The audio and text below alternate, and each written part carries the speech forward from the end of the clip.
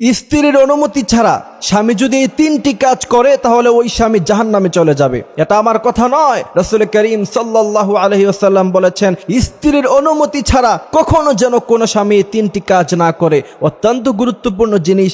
এক নাম্বার, কোন স্বামী যদি স্ত্রীর অনুমতি ছাড়া এই কাজটি করে, যেটা আমার দেশে অহরহর ঘটে যাচ্ছে, আমরা খেয়ালই করছি না, অথচ এর জন্য তাকে আল্লাহর কাছে জবাবদিহিতা করতে হবে এবং আল্লাহ সুবহানাহু ওয়া তাআলা তাকে এই কারণে জাহান্নামেও দিয়ে দিতে পারেন। প্রথম নাম্বার কি? প্রথম নাম্বার হলো বিয়ে করার পরে মোহরানা আদায় করার আগে স্ত্রীর গায়ে স্পর্শ করা যাবে না। কথা বুঝেন? মনে করেন আপনি বিয়ে করেছেন আজকে, এখন আপনি তো মনে করতেছেন যে আপনার স্ত্রী আপনার জন্য হালাল না।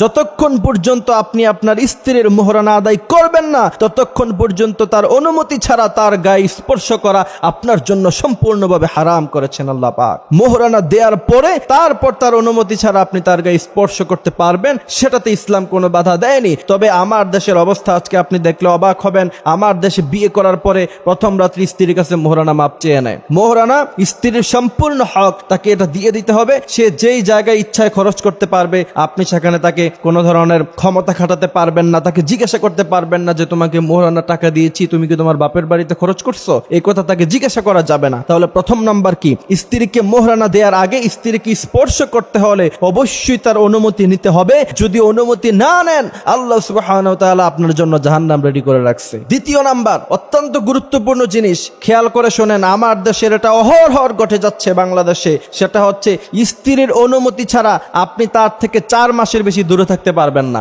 এখন আমি যদি এই কথা বলি, আমাকে তো অনেকে গালাগালি শুরু করে দিবে যে হুজুর কি বলে। ওমর রাদিয়াল্লাহু তাআলা আনহু আইন করে গিয়েছিলেন। ওমর রাদিয়াল্লাহু তাআলা আনহু বলেছেন, যে ব্যক্তি স্ত্রীর অনুমতি ছাড়া 4 মাসের অধিক সময় স্ত্রীর কাছে না থাকে এবং স্ত্রীর হক সে নষ্ট করার কারণে তাকে বিচার কার্য ফয়সালা করা হবে, তাকে কাঠগড়ায় দাঁড়াতে হবে এবং তাকে জবাবদিহিতা করতে হবে। প্রিয় ভাইয়েরা আমার, সেক্ষেত্রে আপনি যদি স্ত্রী থেকে অনুমতি নিয়ে 4 মাস নয় 4 বছরও আপনি বিদেশের বাড়িতে থাকেন, সেক্ষেত্রে ইসলাম আপনাকে কোনো বাধা দেয়নি। তবে সেক্ষেত্রে স্ত্রী থেকে অনুমতি নিতে হবে।